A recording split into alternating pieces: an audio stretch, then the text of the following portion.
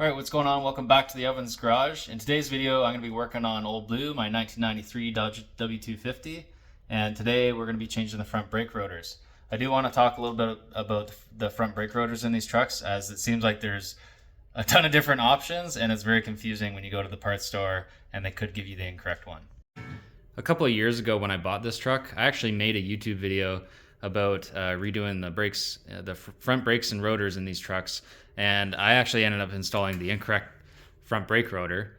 This brake rotor is actually too thin for this application, which is a Dodge W250 single rear wheel and four-wheel drive, so it's got the four-wheel drive axle on the front. The reason I say it's too thin is the gap that's between this shield and the inboard side of the brake rotor is too big. So if you look on the inside, so we're looking on the inboard pad here. If you look and see on that inboard pad, I'll take the brake caliper off so you can see a bit better, but that inboard pad is actually sitting too far in on that slide. And if it gets to the point where the brake pad is worn down, there's actually a chance that that brake pad itself can come right out of the slide and, you know, fly right out. So having the thinner brake rotor could be a catastrophic failure. This is the correct thickness brake rotor. I got this from Parts Avatar. I'm in Canada. I got it online at Parts Avatar. The brand is Raybestos and the part number is 5048R. So there's a couple different model numbers. A few of them are thinner. A couple of them are thicker like this. So there's some thin ones like that. There's some thick ones like this. They also have thick and thin with different hole diameters. So you got to make sure that you check and see the hole diameter is correct for your application. So in this case, so the Dodge W250s came with 1/2-inch studs.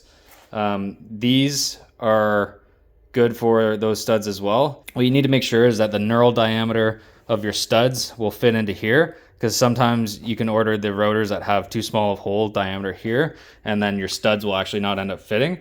So you got to make sure that the knurl diameter will fit into those holes as well. I am going to be upgrading the wheel studs on this vehicle. I'm going to be making a separate video on that for upgrading from 1/2-inch studs to 9/16 studs for the rear and the front, and as well to have 9/16 lug nuts all around. I just want to show you, this is the measurement that I have on the rotor that I had on there. It's about 1.19. We'll take a look at the new rotor.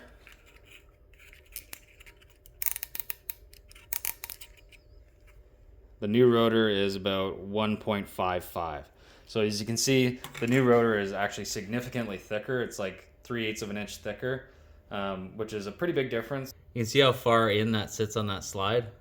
Mind you, I already took the nut off for the rotor, so this rotor is kind of loose, but that's roughly where that would sit. So it's in pretty far compared to where it normally should sit. All right, I'm just gonna smack the old lugs out.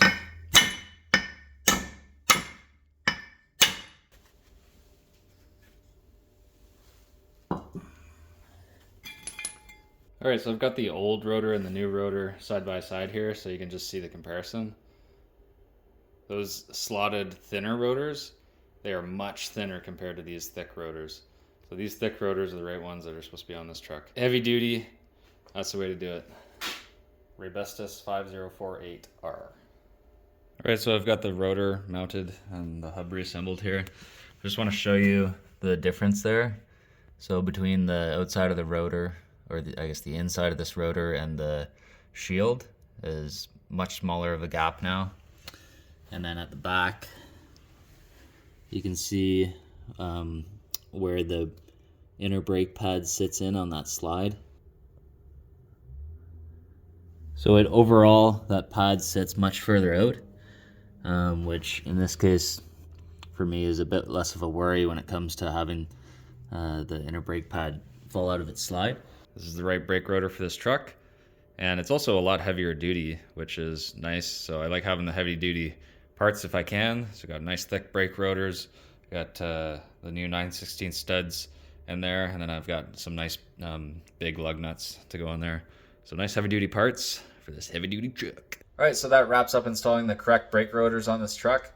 Again, those rotors that I installed, much thicker, much more heavy duty than the other style rotors that were on there. Alright, so hopefully this helps if you're doing the same job, and thanks for watching. Stay tuned for future videos on the Ovens Garage. Cheers.